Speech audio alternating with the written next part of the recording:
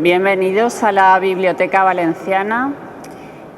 Hoy al encuentro con Antonio Muñoz Molina, a quien le agradezco muchísimo que esté aquí.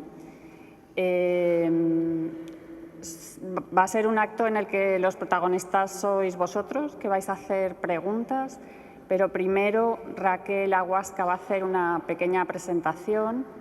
Luego Antonio creo que quiere deciros algo, saludaros. Y enseguida pasaremos a las preguntas. Quien quiera preguntar, levanta la mano. Joana le acercará el micro, decís vuestro nombre, el centro al que pertenecéis y hacéis la pregunta. Normalmente en este punto yo voy leyendo los nombres de los centros que asisten ese día, pero es que hoy son demasiados. Así que solo voy a mencionar los sitios de los que venís. Hay institutos, hay clubs de lectura y está también la Universidad Popular. Viene gente de Alboraya, de Benifairó de Les Valls, de Benidorm, de Buñol, de Gandía, de Manises, de Moncada, de Morella, de Oliva, de Tabernes y de Valencia. Así que, bueno, bienvenidos y Raquel, cuando quieras, puedes presentar. Muy buenos días a todos. Me siento muy afortunada y agradezco el privilegio que se me ha concedido de presentar a Antonio Muñoz Molina, a quien admiro profundamente y a quien he seguido con interés. Académico de la lengua desde 1996, ha recibido numerosos premios, entre los que destaca el Príncipe de Asturias de las Letras en 2013. Atesora, entre otros, 2 premios nacionales de narrativa, un premio de la crítica y un Planeta. Es además profesor honoris causa de diversas universidades y académico honorario de la Academia de Buenas Letras de Granada.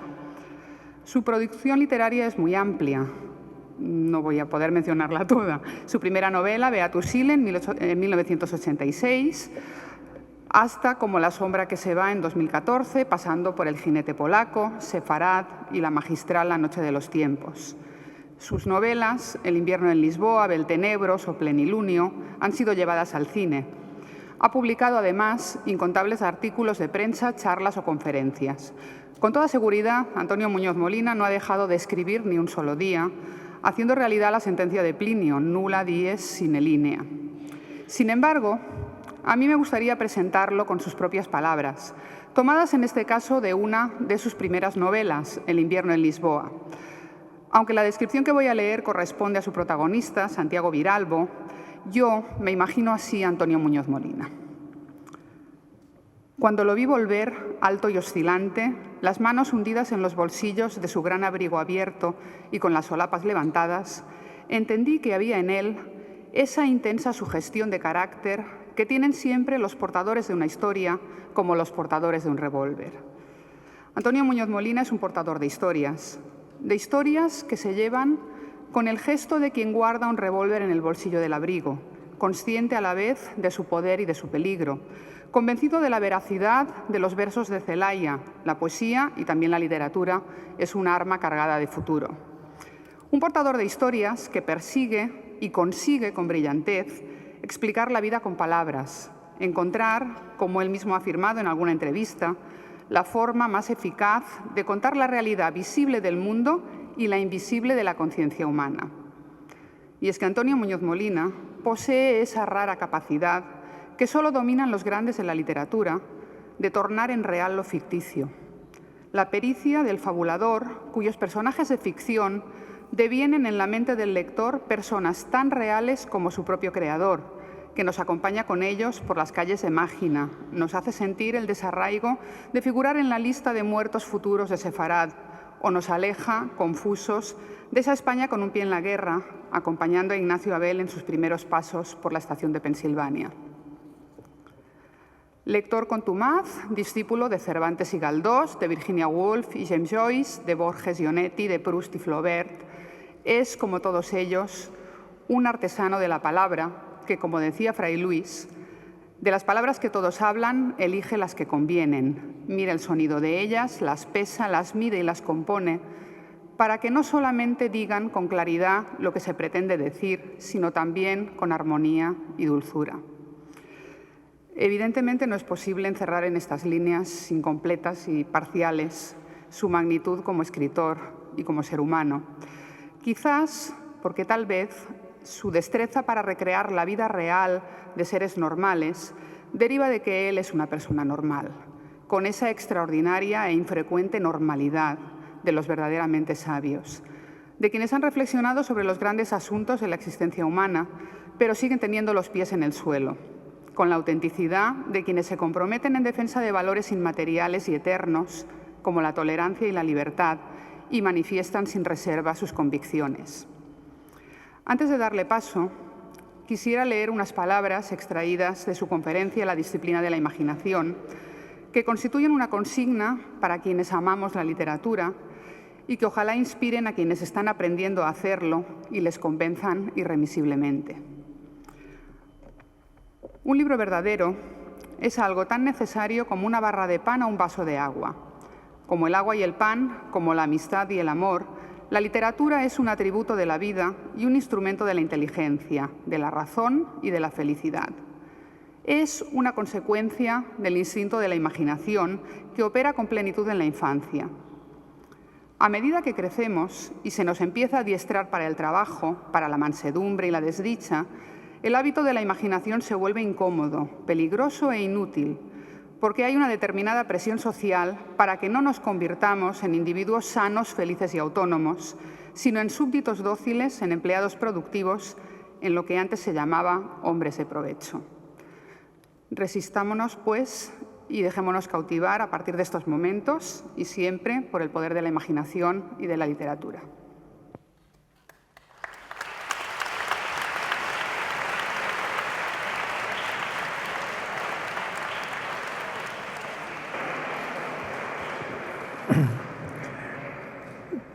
Buenos días, gracias por tu bonita presentación. Gracias a ustedes por estar aquí en este sitio tan impresionante que parece que vamos a decir misa más que hablar de literatura, ¿no? Me siento muy contento de encontrarme aquí y voy a decir las razones por que lo hacen, que justifican eso. La primera es por encontrarme en una biblioteca pública, ¿no? Mi educación, y creo que la de mucha gente, se ha hecho en las bibliotecas públicas, y no solo la educación del lector, sino una parte de la educación como ciudadano, ¿no?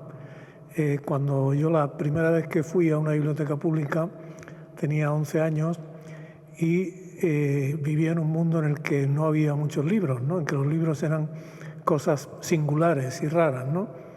Y de pronto llegar a un sitio y verlo lleno de libros y ver que todos esos libros eran para mí, si yo quería, y que al mismo tiempo eran para todo el mundo, era una cosa muy sorprendente, porque generalmente en aquel mundo y en el mundo real, la gente pobre, la gente trabajadora, tiene muy pocas cosas, tiene muchas menos cosas que los que tienen dinero, ¿no? Y en aquel sitio, extrañamente, yo poseía todo aquello. Esa es una lección, aquello que era de todo el mundo también, ¿no? Una lección civil fundamental, ¿no? Otra razón para estar contento es encontrarme con gente de institutos, gente que está en esa edad en la que uno de verdad despierta a la razón y despierta a aquello que de verdad va a ser ya las posibilidades de su vida adulta. Un gran valenciano de adopción, que era Max Aub, que había tenido una vida tan errante, nació en París de padre alemán y madre francesa, vino a España, se exilió en México con 30 y tantos años, ya no volvió nunca a residir en España, se llamaba Max Aub, hablaba con un acento, con una R francesa tremenda, ¿no? Y entonces, claro, él eligió ser español, y eligió ser español ilustrado, y eso le costó el exilio, ¿no? Y él decía siempre, cuando le preguntaban que de dónde se sentía, con toda esa confusión de orígenes, él decía que uno es de donde hace el bachillerato, ¿no? Eso me parece una observación muy aguda, porque además lo libra a uno del peligro del orgullo tonto del origen, ¿no? Es decir, no, yo es que soy de Valencia, o soy de Jaén, o soy de donde sea, y eso me hace extraordinario. Dice, no, tú eres de donde haces el bachillerato, en el sitio en el que realmente ha empezado, a través de la instrucción pública, ha empezado a convertirte en ciudadano y en sujeto adulto y responsable, ¿no? Yo creo que es en el bachillerato donde uno de verdad empieza a encontrar su verdadera vocación, donde uno descubre las mejores posibilidades de lo que tiene y en el momento en que uno tiene que decidir realmente si quiere ser lo mejor que puede ser o si quiere simplemente dejarse llevar, ¿no? En ese aspecto, la literatura es muy útil para encontrar ese descubrimiento, esa vocación, porque la literatura está llena de gente que ha decidido, que ha elegido hacer lo que le daba la gana en contra de las presiones sociales, en contra del ambiente, en contra de todo, ¿no? Si uno se fija, una de las ventajas de leer novelas, de leer gran literatura, es que en esos libros te vas a encontrar con un montón de personas que se parecen a ti, que además son distintos de ti y que han hecho cosas que a ti muchas veces te gustaría hacer y que no te atreves a hacer, ¿no? Gente que se ha atrevido a rebelarse o que se ha atrevido a alzar su propia voz o crearse su propia identidad por encima de lo que le querían imponer, ¿no? Otra razón fundamental que me alegra estar aquí es ver que hay clubes de lectura y universidad popular, ¿no? Yo creo que una de las grandes cosas que ocurrieron en nuestro país, cuando se habla de la literatura de la generación a la que yo pertenezco, se habla de la nueva generación de escritores que llegó con la democracia, con los años 80, ¿no? Con el despertar de nuestro país. Efectivamente llegó una nueva generación de escritores, pero lo más importante es que llegó una nueva generación de lectores, que empezaron los libros que nosotros escribíamos, empezaron a tener muchos lectores y a tener muy buenos lectores, cosa que hasta entonces había sido mucho más difícil. En los años 80 hubo una revolución en España de la que se habla muy poco, que fue la revolución de las escuelas de adultos. Muchos de las personas de mi generación somos hijos de gente que en la mayor parte de los casos vio sus vidas frustradas por la guerra civil y por la pobreza.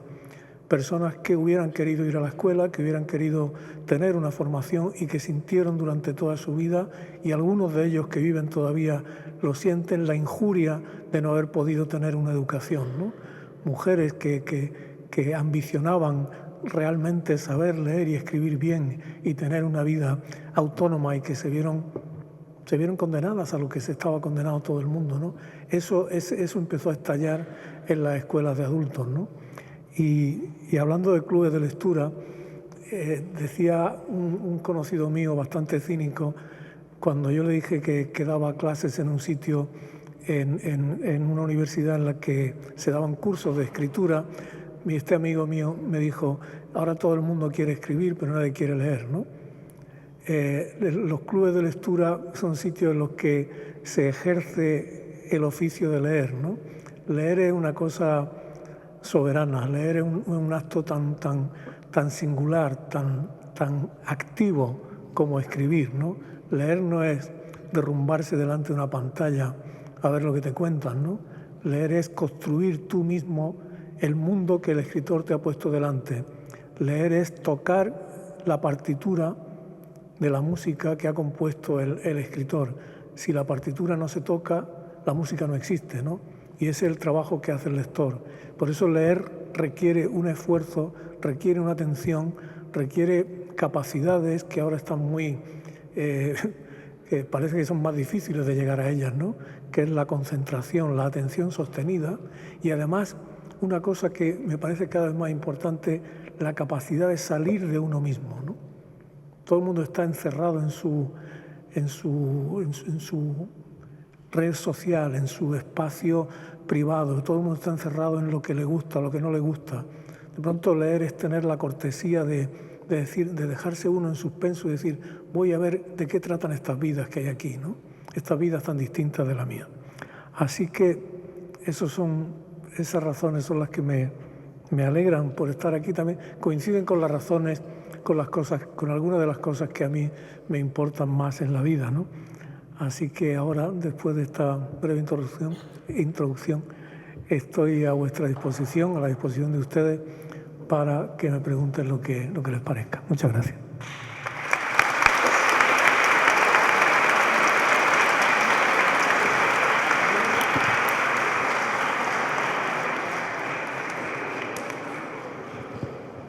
Buenos días. Soy Marc, un alumno del Instituto eSports de Morella. Mis compañeros y yo hemos leído su obra, Sefarat, en el marco de un proyecto educativo sobre el Holocausto que ha finalizado con la visita guiada al campo de concentración de Auschwitz. En este sentido, debo decirle que, tras esta visita, los relatos de Sefarat y las vivencias de personajes de la historia, como el profesor Kemplerer o Primo Levi, se presentan para mí de una forma desgarradora. Personalmente, el capítulo que más me ha impactado ha sido el de Quien espera, con ese guiño al lector que lo involucra en la historia. Si me lo permite, voy a leer un breve pasaje sobre el cual quiero plantearle la cuestión. ¿Y tú qué harías si supieras que en cualquier momento pueden venir a buscarte? Que tal vez ya figura tu nombre en una lista mecanografiada de presos o de muertos futuros, de sospechosos, de traidores. Quizás ahora mismo alguien ha trazado una señal a lápiz al lado de tu nombre, ha dado el primer paso en un procedimiento que llevará a tu detención y acaso a tu muerte, o a la obligación inmediata del destierro, o por ahora tan solo a la pérdida del trabajo, o a la de ciertas ventajas menores a las que en principio no te cuesta demasiado renunciar. En ningún momento a Joseph K. lo acusaron de nada, salvo de ser culpable. La pregunta ¿es el miedo el sustrato de los totalitarismos? ¿Es la destrucción moral el paso previo al aniquilamiento de la persona? Muchas gracias.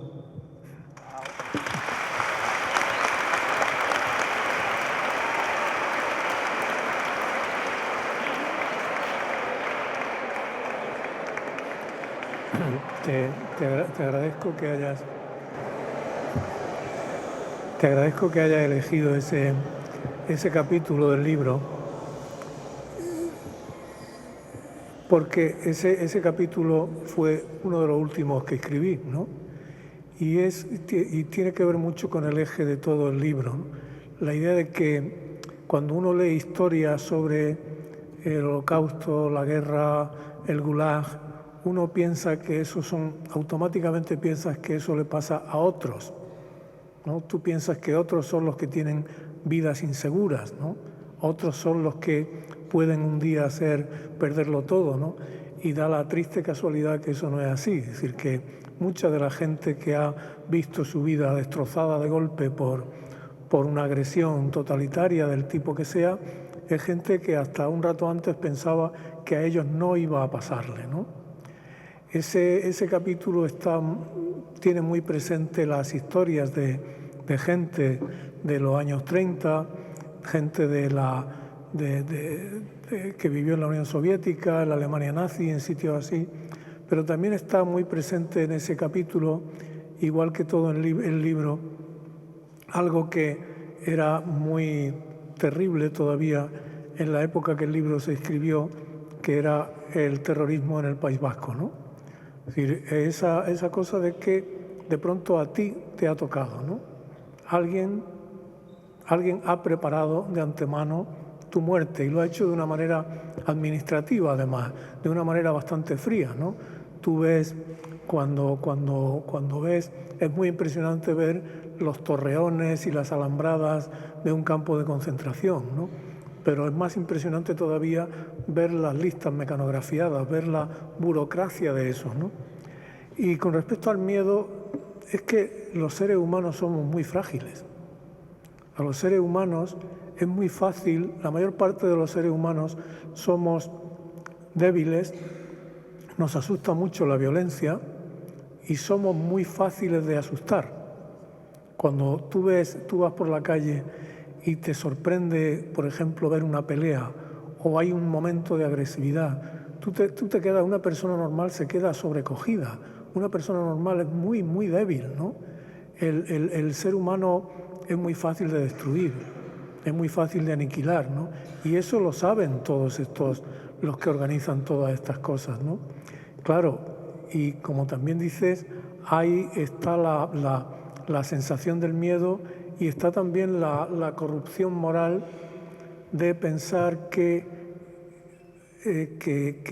lo que le pasa a otros a lo mejor es que se lo merecen, ¿no? O a lo mejor es que esos otros han hecho algo que no tenían que hacer, ¿no?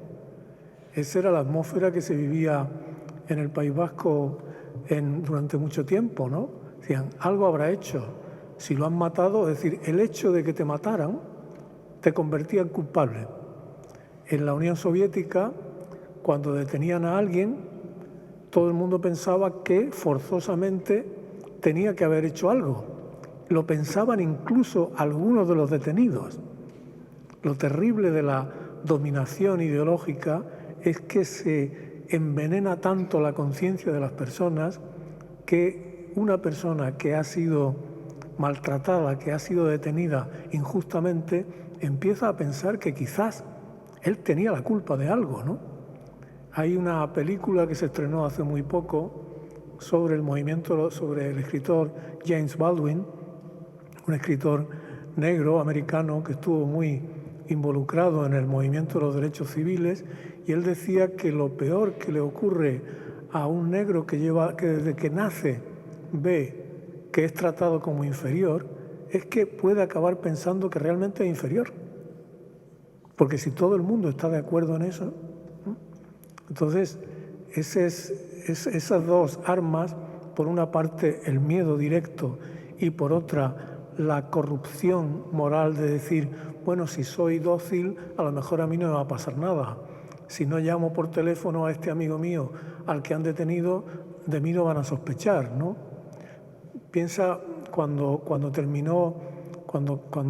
cayó el muro de Berlín y se empezó a conocer el interior de lo que había sido la RDA, la República Democrática Alemana, la parte comunista de Alemania, se descubrió que de una población de 18 millones de habitantes, aproximadamente 8 millones habían sido delatores de la policía, es decir, la mitad de la población.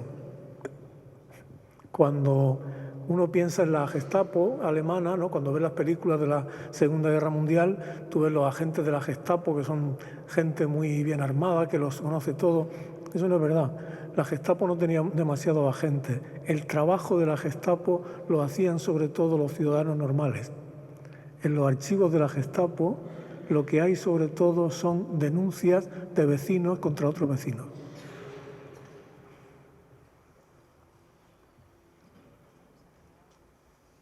¡Qué silencio!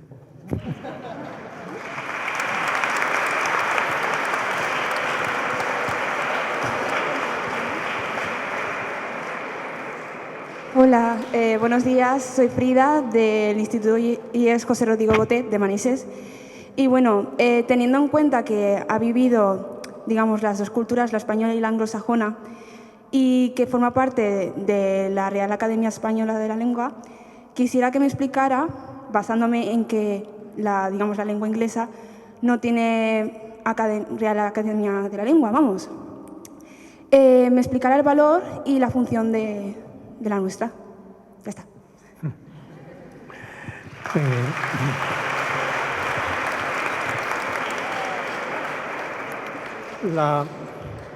La función de una academia, sobre todo de la Academia Española o de las academias de Hispanoamérica, es muy sencilla, es procurar que se mantenga la unidad ortográfica, procurar que se mantenga la unidad fundamental de la lengua, respetando las diferencias, los cambios y las innovaciones, ¿no?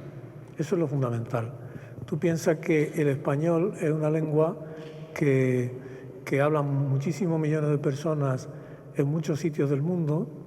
Eso no quiere decir, porque cuando se habla del número de hablantes de español, a mí me irrita mucho que se hace con una especie de triunfalismo, ¿no? Si es que somos 500 millones o 600 millones, es una tontería. El hecho de que se hable la lengua es un hecho objetivo que tiene una serie de ventajas para la comunicación, ¿no? Entonces, una lengua que habla tanta gente en tantos sitios del mundo es una lengua que tiene unas variedades enormes.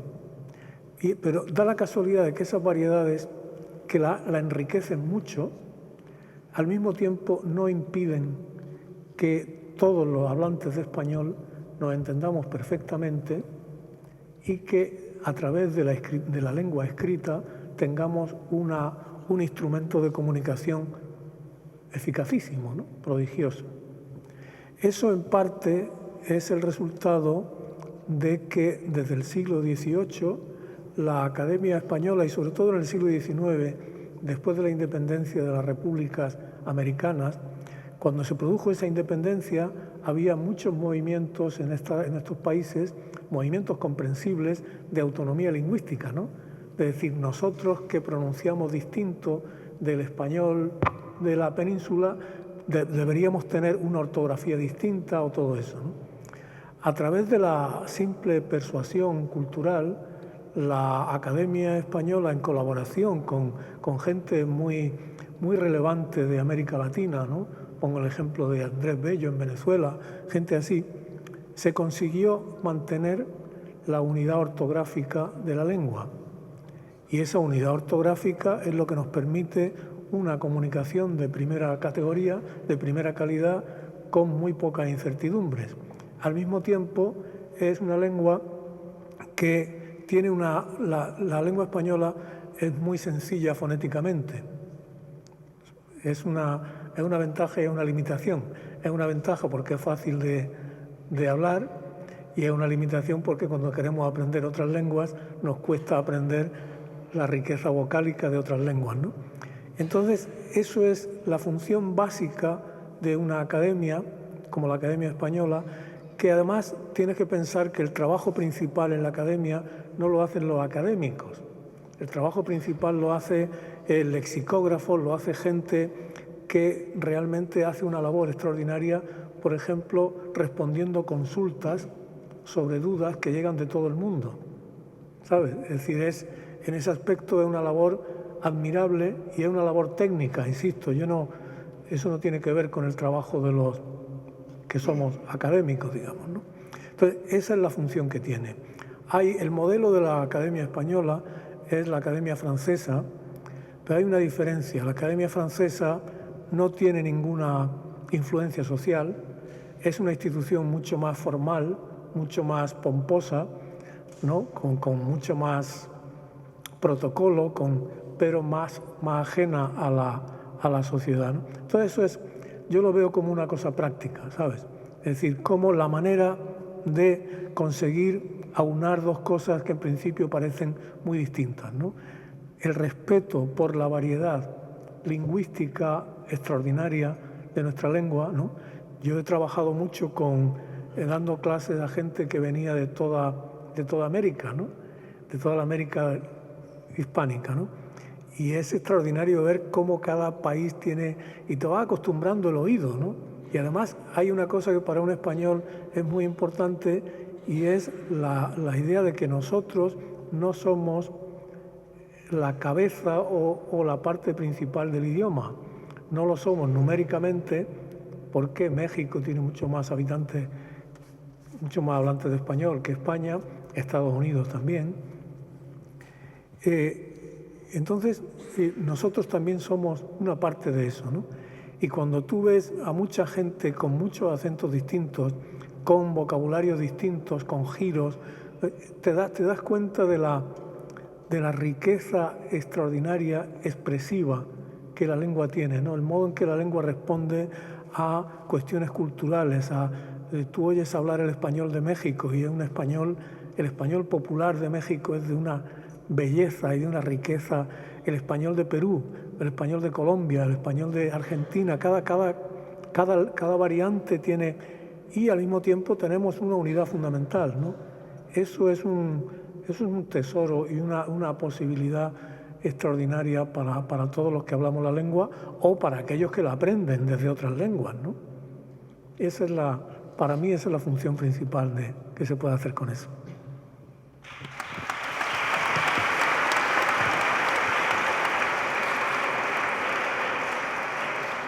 Aquí. Hola Antonio, ¿qué tal? Hola. Yo soy Víctor, estoy con el grupo de la Universidad Popular de Òrrius y, bueno, claro, obviamente tú no me conoces, yo personalmente te conozco mucho porque, bueno, más que nada por el trabajo que hago y es que hago un curso en el cual ayudo a estudiantes a mejorar sus notas, a hacer lo mismo que están haciendo pero en menos tiempo y sacar más provecho del tiempo de su estudio y, por ejemplo, sacar matrículas de menos tiempo o, por ejemplo, llegar a, ¿cómo se dice?, a la carrera a la cual quieren llegar, ¿no? Y hay por el trabajo que hago hay un ejercicio en el cual, en un tiempo limitado, memorizo las primeras 30 páginas de la revista Muy Interesante. Y como tú siempre estás escribiendo en la revista Muy Interesante, siempre estoy leyendo cada mes todos tus artículos y además los memorizo al detalle, ¿no? Y yo quería hacerte 2 preguntas. La primera era, visto que tú cada mes tienes que hacer un texto que es largo, ocupa una página entera, ¿no? Y tú, ¿cómo lo haces para inspirarte? ¿Cómo haces para sacar ideas, si las tienes preparadas o lo vas escribiendo?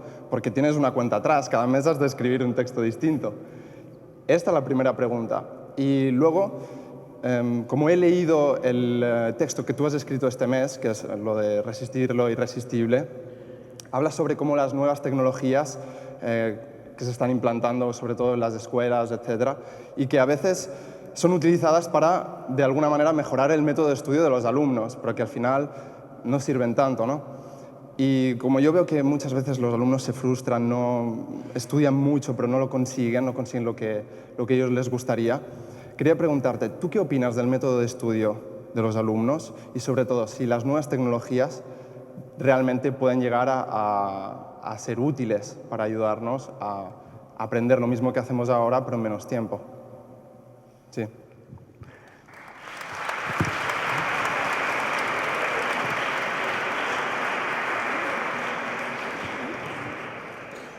Yo, esa columna mensual que escribo en una revista de divulgación científica tiene que ver con mi afición por otros saberes que no son la literatura, ¿no? Es decir, me gusta mucho creo que una buena cultura humanística es una cultura que incluye la literatura, la historia, la geografía y que incluye también ideas básicas científicas sobre el mundo, ¿no? No ya tanto saber teorías o tener mucha información, sino incorporar en el propio pensamiento, en la propia actitud hacia el mundo, el hecho de que una persona que ama el saber le viene bien interesarse por las ciencias naturales y además me parece más importante todavía que es la incorporación a la propia conciencia del método experimental. El método experimental, que es el método de la ciencia, consiste simplemente en fijarse en las cosas y intentar comprender cómo funcionan e intentar contrastar tus ideas sobre la realidad con la realidad, ¿no? Una teoría científica puede ser súper brillante, pero si no tiene una comprobación experimental, no sirve. Entonces, muchas veces nosotros nos dejamos guiar no por el método experimental, sino por la fe. En una iglesia de Nueva York, cerca de la casa donde yo vivía, había un cartel que cada día que pasaba por él me sacaba de quicio, ¿no? Que era una cita de San Pablo que decía, porque nosotros no caminamos guiándonos por la vista, sino guiándonos por la fe. Y yo pensaba, pues te vas a pegar un tortazo tremendo si caminas guiándote por la fe y no por la vista, ¿no? Y eso nos pasa mucho en la vida, es decir, en un montón de cuestiones tú te guías por la fe, no por la vista, ¿no? Porque te falta espíritu crítico, te falta el método experimental, ¿no? Es decir, voy a ver si esta idea que yo tengo sobre una situación, si esta idea resiste el choque con la realidad. Voy a ver si soy capaz de modificar mis ideas a través de una nueva información que recibo, ¿no? Eso me parece. Y luego el método para trabajar.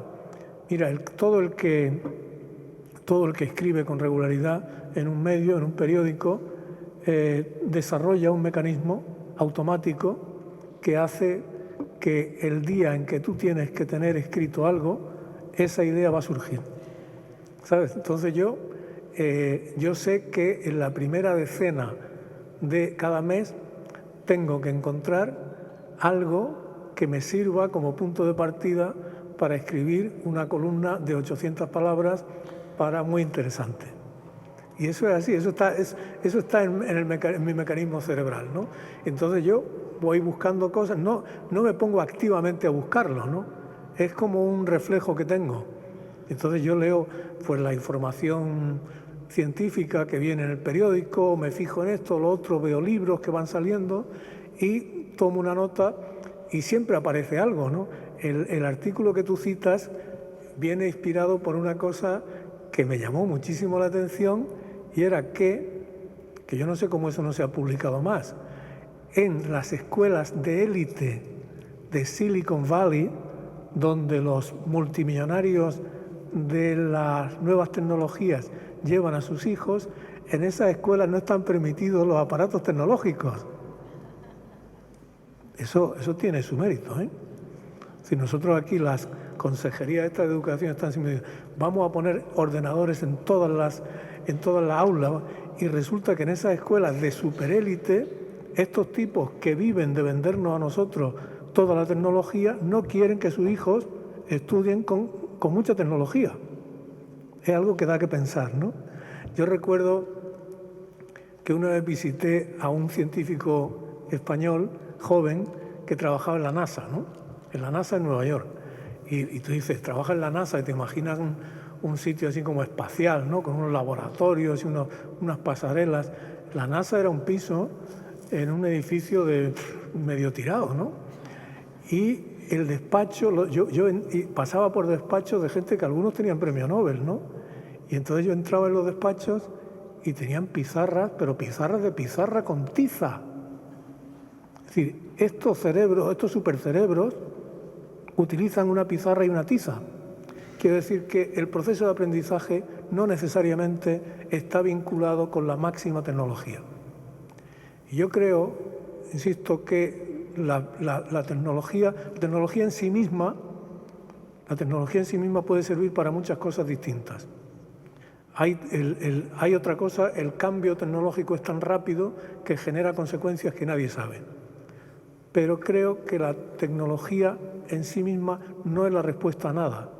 Creo que la tecnología es aquello que se quiere hacer con ella, aquello que se decide hacer con ella. Y tristemente, quien decide lo que se hace con la tecnología son empresas que son las fuerzas más poderosas que hay en el mundo y a las cuales nosotros le hemos regalado nuestra intimidad a cambio de nada, ¿no? Entonces, esa es la cuestión. Vamos a tener el coraje de ser autónomos frente a la tecnología, o vamos a ser siervos permanentes de cada último aparato que llegue. ¿Vamos a tener nuestro espacio privado o vamos a estar, todo lo que hagamos va a estar intervenido por una empresa tecnológica? Esa es la cuestión. Los procesos de aprendizaje, yo no soy experto, pero creo que una gran parte del aprendizaje fundamental es la interrelación directa con el mundo real. Yo cuando veo un bebé al que sus padres llevan, en Nueva York ya le han puesto los carritos de niños, ya llevan como un artefacto para encajar el iPad o para encajar el iPhone, ¿no? Entonces el niño va en el carrito mirando eso. A mí eso, con perdón, me parece una barbaridad. El iPhone y el iPad pueden ser y son instrumentos extraordinarios según para qué, pero no para que un niño cuyo cerebro se está formando esté continuamente mirando una pantalla.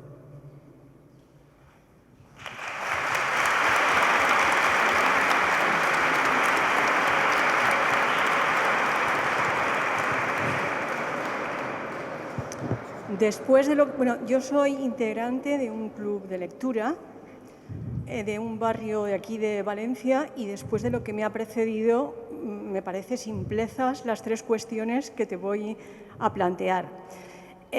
Como escritor polifacético has explicado algunas cuestiones, pero mi interrogante es: ¿cómo construyes los personajes de tus novelas?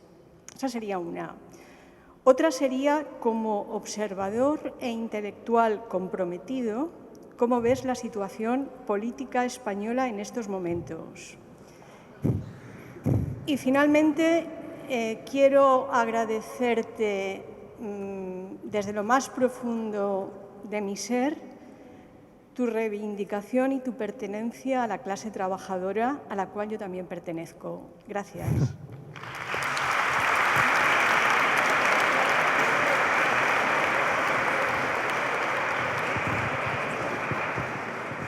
Eso de la invención o la construcción del personaje es una de las cosas más bonitas y más misteriosas que puede haber en el trabajo literario, ¿no? Y eso es, el personaje va llega además, hay personajes de muchos tipos distintos, ¿no? Hay lo más sencillo y lo que yo creo que es menos interesante, pero puede hacerse, es cuando, por supuesto hablando de ficción, ¿no? Es eso que se piensa que es una transposición de una persona real, ¿no? Muchas veces hay lectores y hay expertos que creen que se puede encontrar siempre el modelo en el que se basó el autor para crear un personaje, ¿no? De vez en cuando sale alguien, un erudito manchego, que dice que ha encontrado en un archivo el modelo de Don Quijote, ¿no? Por ejemplo, ¿no? Pero yo estoy seguro de que el modelo de Don Quijote es un modelo que o no existe o que está muy mezclado, ¿no? Generalmente el personaje se crea añadiendo detalles, tomando detalles de personas reales, detalles concretos o aislados, y creando con ellos alguien que se parece vagamente, más o menos vagamente, a otra persona, pero que tiene como su propia vida, ¿no? Que tiene partes que son reales y partes que son inventadas. Hace un rato, hablando con los profesores, un profesor me preguntaba por un personaje de una novela mía, por el personaje del policía que sale en mi novela Plenilunio, ¿no? Ese personaje es un personaje en gran parte inventado desde la nada, ¿no? En el que hay cosas que pertenecen a mí, cosas que pertenecen a gente a la que he visto, ¿no?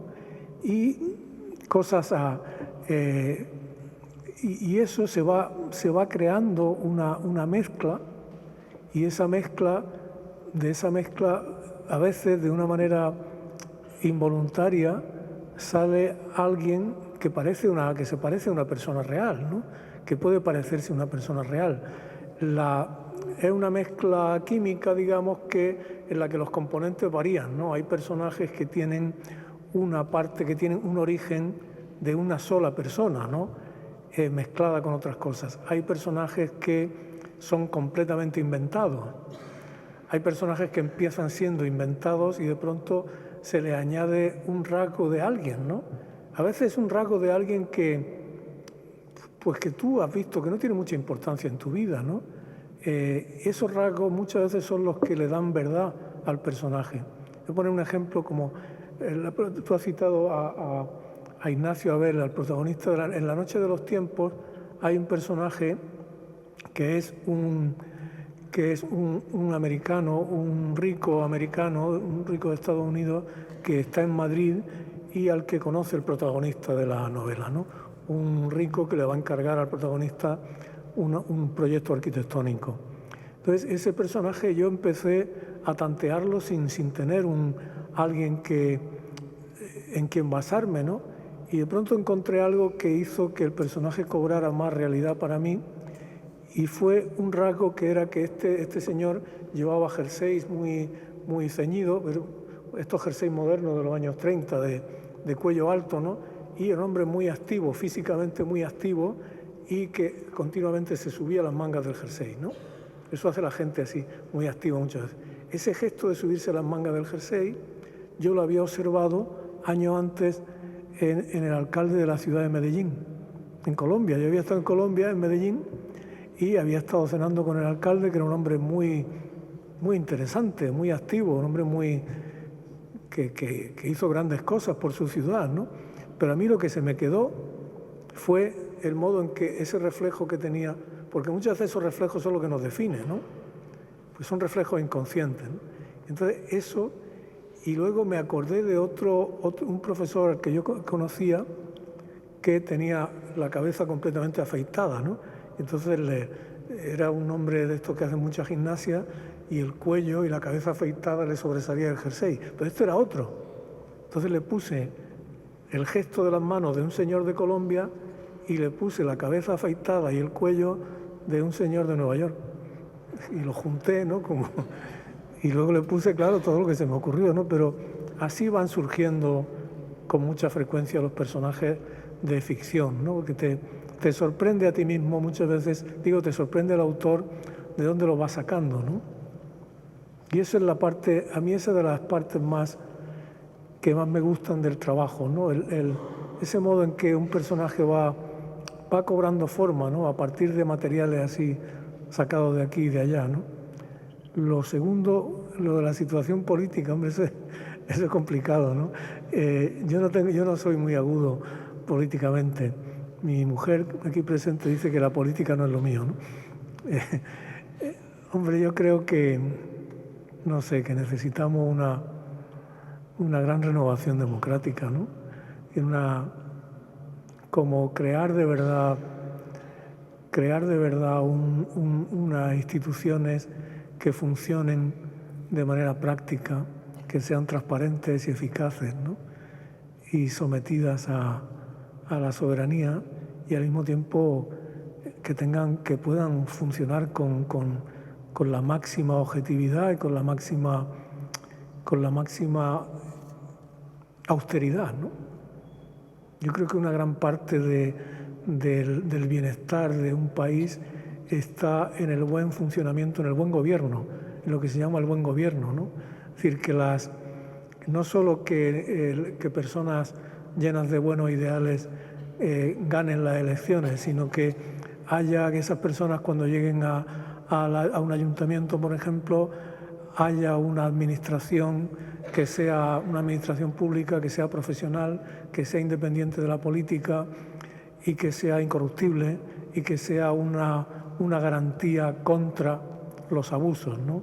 Tenemos que pensar que una gran parte de la corrupción que ha habido en nuestro país y que hay tiene que ver con algo que es que la administración, los partidos políticos, al llegar al poder, eliminaron o no dejaron que crecieran los instrumentos objetivos de fiscalización automática de la actividad política, ¿no? Entonces, las decisiones políticas con mucha frecuencia no han estado sometidas ni controladas por cuerpos administrativos de confianza, ¿no? Eso ha sido una cosa fundamental. Dice, es que estos decidieron comprar una empresa de aguas en Colombia. Dice, ¿cómo una administración permite que se lleve a cabo un disparate como ese? ¿No? Es decir, no se trata ya de que haya personas que son corruptibles. Hay personas que son corruptibles y otras que no. Pero si no hay un mecanismo que garantice que la arbitrariedad está muy reducida, la corrupción va a producirse. Eso me parece fundamental, ¿no? Y me parece fundamental el llegar a acuerdos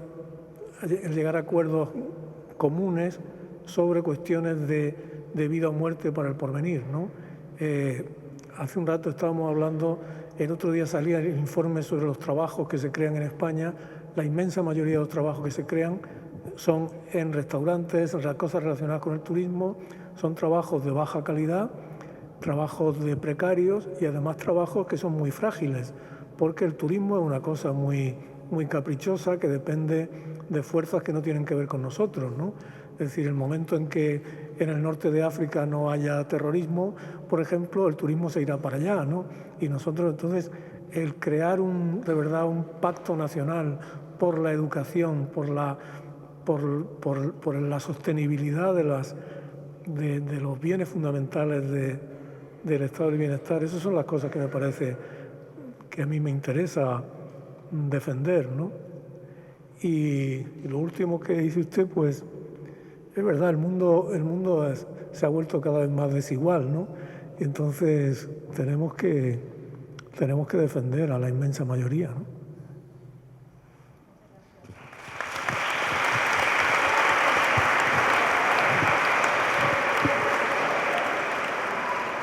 Buenos días, soy Andrea y vengo del Instituto José Rodrigo Botet de Manises. Mi pregunta es que ¿cuál ha sido la obra que más le ha impactado como a lo largo de su carrera y cuál es el personaje más importante que le ha marcado a usted? Gracias. ¿Puedes repetir? Perdón, es que no te he oído. ¿Cuál ha sido la obra más importante que le ha marcado a usted como escritor y como lector? Gracias.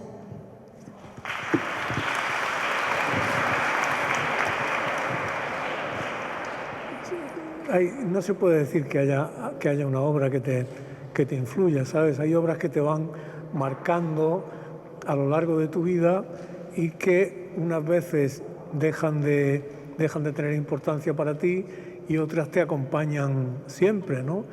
Eso va cambiando, ¿no? Tú no puedes decir, a mí la obra que me ha marcado ha sido tal. En cada momento de mi vida te puedo decir obras que han tenido una importancia muy grande para mí, ¿no?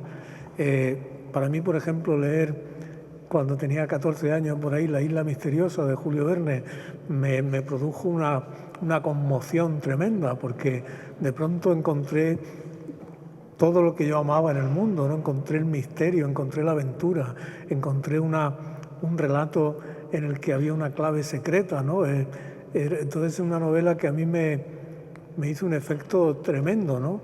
Luego, al cabo del tiempo, al cabo de un poco tiempo, otra novela que leí, que me hizo también un efecto muy grande, fue Últimas tardes con Teresa, de Juan Marcet, ¿no? Porque era la primera vez que yo leía una novela que trataba del mundo que yo conocía, vamos, vagamente, ¿no? Que trataba del mundo contemporáneo, ¿no? Pero eso está cambiando siempre, ¿no? Ahora, por ejemplo, estoy bajo la influencia de la lectura de una escritora americana a la que yo había leído mal y distraídamente hace tiempo, que es Carson McCullers, ¿no? Es una escritora maravillosa, es una escritora, tiene, a veces dice Cervantes en el prólogo de la segunda parte del Quijote, dice que él no tiene envidia, no conoce la envidia, o si la conoce es la envidia buena y sana, ¿no? La envidia Cuando uno lee esa novela, se llama El corazón es un cazador solitario. Es una novela maravillosa, escrita por una chica de 22 años. Una novela de una profundidad, de una riqueza, una novela en la que hay personajes blancos, negros, pobres, raros, sordomudos. Hay una niña que ama la música, hay un niño pequeño que hace una tontería. Cuando tú lees eso, ¿no? Dice, esto está escrito por una mujer de 22 años, ¿no? Una mujer blanca que tiene una capacidad. Estoy hablando de una novela publicada en 1940. Una mujer blanca que tiene una empatía hacia los personajes negros, ¿no? Por ejemplo, ¿no? Y que tiene un conocimiento, una intuición de lo que puede sentir una persona de 50 o de 60 o 70 años, ¿no? Eso a mí me produce envidia, me produce admiración, me dan ganas de imitarlo, ¿sabes? Entonces continuamente tengo la suerte de continuamente estar encontrando.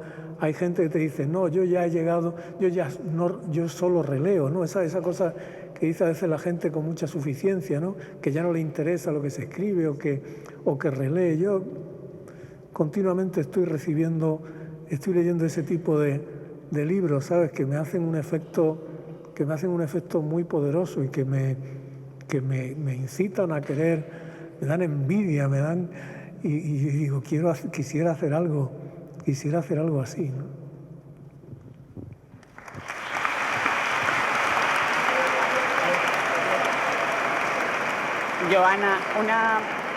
Joana, una pregunta más solamente. Esta y la siguiente y ya tenemos que terminar, ¿vale?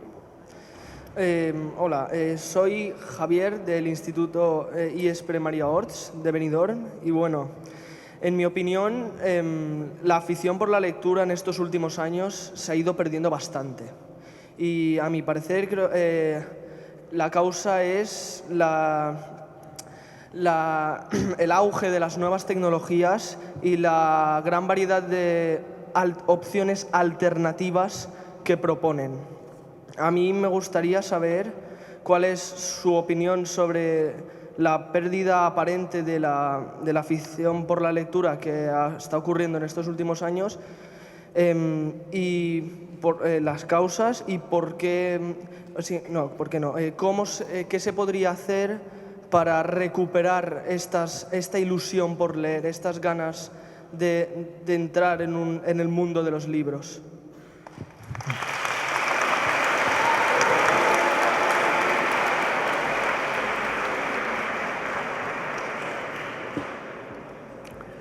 Mira, hay una cosa muy curiosa que ha pasado en los últimos años, y es que hace unos años los periódicos cada día publicaban la noticia del avance del libro electrónico, ¿no? Que el libro electrónico iba a quedarse con todo y tal, y luego pasa el tiempo y resulta que el libro electrónico no es para tanto, ¿no? Es decir, que tiene su utilidad, pero que no desplaza al libro físico, ¿no? Tú dices que hay muchas cosas, mucho entretenimiento alternativo y tal, y es verdad. Ahora bien, tenemos que pensar que un arte o algo puede sobrevivir en la medida en que ofrezca algo que nadie más ofrece, ¿no? Te voy a poner unos cuantos ejemplos de supervivencia tecnológica, ¿no? Cuando se inventó el cine, se pensó que el teatro iba a desaparecer, ¿no? Lo que desapareció fue el vodevil, porque el vodevil ofrecía un entretenimiento que de pronto era mucho menos interesante que el que ofrecía el cine, ¿no? En cambio, el teatro es una cosa que siempre que hay una profecía es que va a desaparecer el teatro. El teatro sobrevive, ha pasado crisis tremendas, se han reído de él, porque es una época que se puso de moda reírse del teatro, ¿no? Y tú ves que el teatro, aquí en España y en muchos sitios, el teatro sobrevive de una manera muy misteriosa, no de una manera masiva. Es decir, las cosas no tienen por qué ser masivas. Una obra, el éxito en el teatro siempre es un éxito limitado, ¿no? Tú vas y dices, ¿por qué sobrevive el teatro? Pues el teatro sobrevive porque hace algo que no da nadie más. El teatro te da la presencia real. El teatro te da el misterio de que es una cosa muy primitiva, ¿no? Tú vas en Madrid, en el Retiro, hay espectáculos de marionetas, ¿no? De cachiporra, de títeres de cachiporra, ¿no? Y dices, esto es una cosa completamente obsoleta, ¿no? Esto es una cosa de la Edad Media. ¿Cómo va a competir esto con un iPad, ¿no? Con un videojuego? Pero eso tiene una fuerza poética primitiva en el sentido de originaria, de enraizada, que no se parece a nada más. Entonces, claro, eso solo no sobrevive. Tiene que haber una educación y tiene que haber una sensibilización. Para que haya público de teatro hace falta que a la gente, desde muy joven, en la educación y en la familia, se le enseñe el valor de la palabra hablada, el valor del teatro y todo eso, ¿no? Entonces, eso hace, es decir, cuando un arte ofrece algo que no hay en ninguna otra parte, tiene la capacidad de sobrevivir. Cuando tú ahora puedes ver todas las imágenes posibles, a distante. Justo en ese momento es cuando te das cuenta de la diferencia enorme de ver un cuadro de verdad a verlo reproducido. Porque tú el cuadro reproducido lo ves solo con la mirada, el cuadro de verdad lo ves con todo el cuerpo, lo ves en el espacio, lo ves en su tamaño, lo ves en su verdadero color. Entonces esa fuerza es muy grande, pero también tenemos que hacernos conscientes de eso, ¿no? Yo creo que pasa igual con la radio.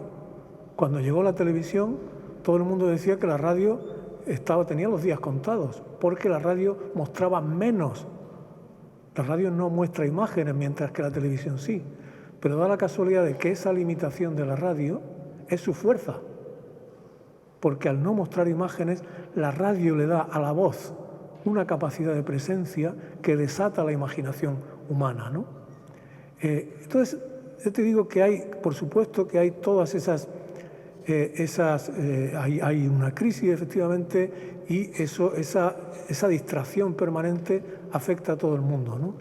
Pero hay, por una parte, un trabajo que es el que tiene que hacer la escuela y tiene que hacer la familia también, que es darle la oportunidad a la gente de disfrutar de esas cosas que no son necesariamente de última tecnología, pero que te producen te ofrecen una riqueza de conocimiento, te ofrecen una emoción que es única, que solo pertenece a ellas. La lectura de una novela te ofrece algo que no te ofrece nada más. Te ofrece una inmersión durante un tiempo en un mundo que tú creas en tu imaginación a partir de las palabras escritas. Ahí no interviene un director, ni interviene un director de fotografía, ni un decorador, ni nadie. Estás tú solo. Cuando el escritor americano Don DeLillo dice que escribir es un oficio muy conveniente porque se puede hacer con los materiales más simples. Tú para escribir, tú no necesitas más que un lápiz y un papel. No necesitas más que eso. Eso, dices, claro, eso es una simpleza. Esa simpleza es la fuerza. Pero claro, tenemos que descubrir eso. Y eso se hace, insisto, en la escuela y en la familia. Y también lo hacemos las personas que tenemos que tener el orgullo de decir, yo no voy a estar toda la vida, lo único que yo voy a hacer en mi vida no va a ser estar pendiente del WhatsApp o del Instagram o de lo que quiera Mark Zuckerberg que yo haga, ¿no? Tendré que tener una soberanía personal, ¿no? Yo creo que cuando las cosas se vuelven más fáciles, es decir, cuando todo el mundo está conectado, es cuando más cuenta te das del valor que tiene estar solo de vez en cuando, ¿no? Yo creo que la fuerza invasora y tiránica no ya de la tecnología, sino del aprovechamiento de la tecnología al servicio de intereses comerciales y políticos, cuanto más fuerte es eso, también eso provoca una reacción en las personas. Y yo creo que esa reacción en mucha gente se está produciendo. Yo los mejores defensores que conozco del libro físico son la gente de la generación de mis hijos, los que les gusta, ¿no? Y también tenemos que saber que la literatura no tiene por qué ser mayoritaria. Podemos disfrutar de algo que es minoritario, no pasa nada. Yo estoy convencido de que si hay una educación en la que a la gente se le ayude a descubrir el valor de disfrutar las palabras, de disfrutar las cosas de la imaginación, igual que a descubrir el oído, a descubrir la música. Es decir, es que tenemos un sistema educativo en el que esas capacidades se potencian muy poco, ¿no? Es decir, a la gente se empeña en estudios de lengua de una complicación innecesaria y no tenemos una cosa que llama mucho la atención en España, es la poca capacidad de expresión oral y de improvisación oral en público que solemos tener los españoles. No nos han educado para eso.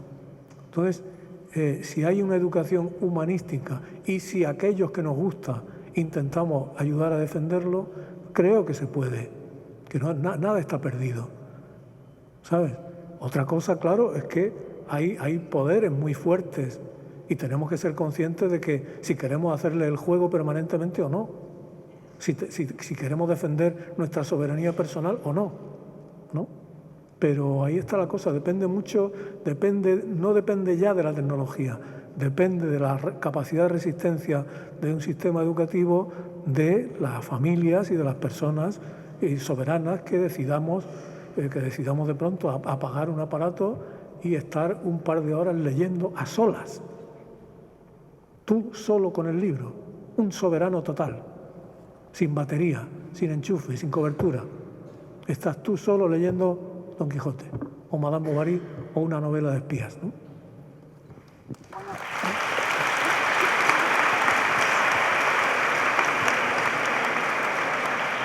Estamos ya fuera de tiempo, así que os ruego muchísima brevedad. Lo intentaré. Buenos días. Mi nombre es Andrea, estudio en el IES Els Ports de Morella y, al igual que mi compañero, me gustaría plantearle una pregunta sobre su obra Sefarat. En algún estudio, como la polifonía del exilio, apareciendo múltiples voces e intertextualidades, ¿cuál es la razón de la inclusión de las constantes alusiones a otras novelas, la participación de personajes de otras obras como Joseph K. y personajes reales como Ángel Sanz Briz para trasladar el drama del exilio y de la falta de la libertad? Muchas gracias.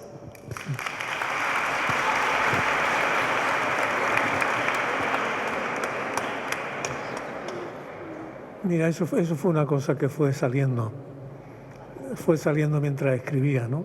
Yo escribía sobre gente que había tenido vidas difíciles o exiliadas o desterradas o que había sufrido el exilio de la enfermedad o cosas así, y entonces encontraba otras referencias, encontraba otros, y me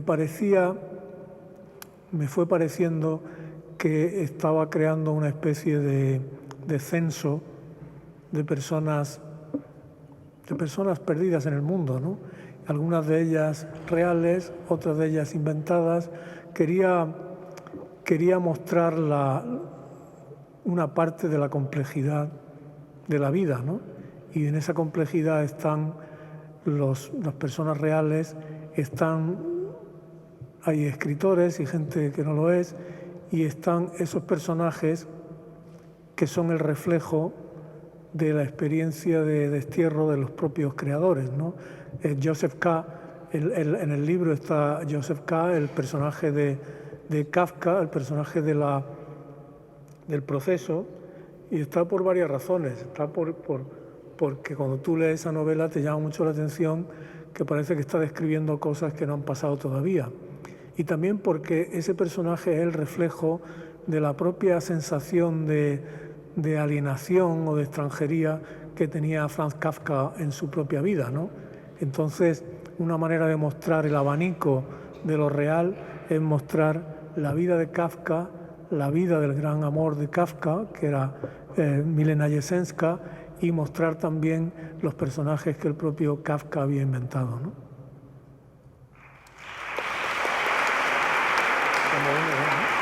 Una señora que me parece hacer. Vale. Bueno, pues muchísimas gracias a todos, gracias a Raquel y Antonio, y hasta la próxima edición. Gracias.